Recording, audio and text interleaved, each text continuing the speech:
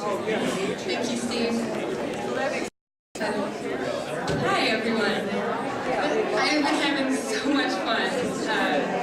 Thank you all so much for coming. It's been incredibly satisfying, rewarding, entertaining, and delightful to hear all the stories. And that goes not just for the stories I've heard today, but those that have been written in over the past year, words of encouragement through when it was a challenging time last year, but also really just hearing all these stories of a man who was so busy living that he didn't much pause to tell us about past acts, things that he'd done had come before, or even all of the projects that he was working on at any given time. We didn't always know about. So it's been wonderful to absorb and learn more about him from all of you. I really wanted to thank the Jun2 committee for their commitment in the past year in honoring Steve and bringing this event to fruition. So you guys probably already have heard, but that's definitely Steve Silverman, old friend of Dad, Steve-O as he was called, John Prosser, and who was awesome to my father, and that was just his nickname, one word. Ian Smith, who I'm not sure where he is right now, but who's been handling all the music and was a voice coach for my father. They had a wonderful friendship. And of course, Chef Dan Giroux, who is the executive chef here at the Detroit College Club. So thank you very much for your support. So I want to share a few stories with you. A few months before my 30th birthday, my father sent me a present for my birthday, and I decided to wait until my birthday to open it, which seemed like a reasonable idea at the time. When Ken called to tell me that he had passed away, it was 2 days before my birthday, and the present was sitting on the bed next to me. So in those first moments of aching loss, I opened his last material gift to me, and it was a classic Steve Myers gift. He had gotten in touch with Andy Perlman, the teacher at my college in New York, who, normally a very shy and reserved man, had 8 years earlier been very outspoken in his support of me, and was quite instrumental in getting me accepted into the computer art department at the School of Visual Arts. So essentially, really began my career, and I'm now, very happy and successful animator. So he wrote to him, and Andy wrote back, and he didn't tell me about the conversation. Instead, he printed out his own email, my father's email, and Andy's warm response, and then had them beautifully framed in a custom frame with mats side by side.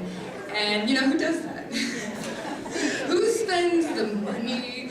Who does that? Who puts together something like that and sends it to New Zealand? Of course, Steve Myers does that. And it was just another way for him to quirkily say how proud he was of me. And in that moment, through my tears, through the ache, I felt a sense of resounding peace and acceptance. I know with no uncertainty that in his last moments, he knew how much I loved him and how proud I was of him. And he knew that I knew how much he loved me and how proud he was of me. So though there had been no warning, there was nothing that had been left unsaid, which is a real blessing. But a man-made blessing, it was something that came from my dad living the way he lived life. In the year that has passed, I have had more than one moment where I have felt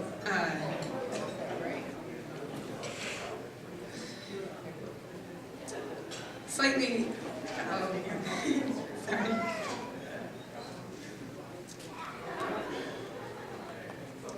I've had more than one moment where I felt slightly unworthy of being my father's kid.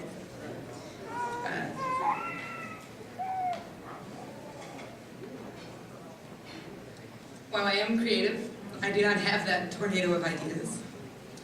while I'm able to handle a leadership role, I'm not the natural leader he was. And while I do enjoy people as much as he did, there are days when the stress of work, the stress of life, dulls my ability to see the wonderful little things that he seemed to never fail to notice.